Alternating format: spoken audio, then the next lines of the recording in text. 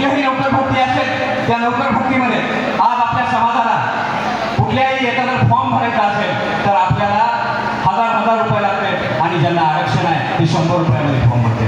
ही जी तफावत आहे ही कुठंतरी थांबली पाहिजे.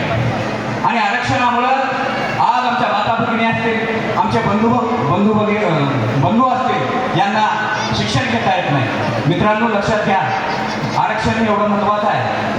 आदरणीय दादांनी हा जो लढा दिला आहे, उभा केला आहे, त्या लढ्याला आपल्याला सर्वांनी मिळून साथ द्यायची आहे. मित्रांनो अहो मला एक सांगा,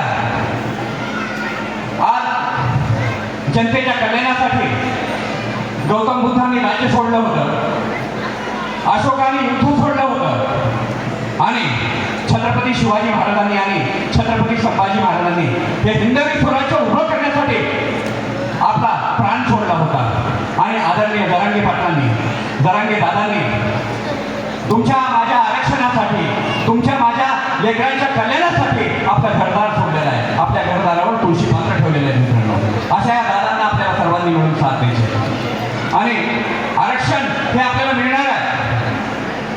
आरक्षणाशिवाय पर्याय नाही. ज्याप्रमाणे माऊलीनंतर समाधी नाही, तुकोबानंतर वैकुंठ नाही, रामानंतर आचरण नाही, रावणानंतर श्रीमंती नाही, गंधर्वानंतर गाणं नाही, गरुडानंतर उंच भरारी नाही, आणि खऱ्या अर्थानं मराठ्याला आरक्षणाशिवाय पर्याय नाही. मराठ्याला आरक्षणाशिवाय पर्याय नाही.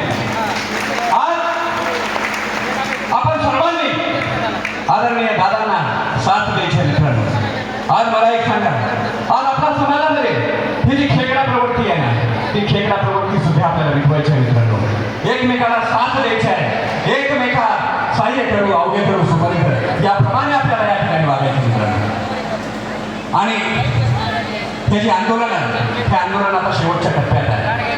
आणि आपल्याला या आंदोलनाचा जो निर्णय आहे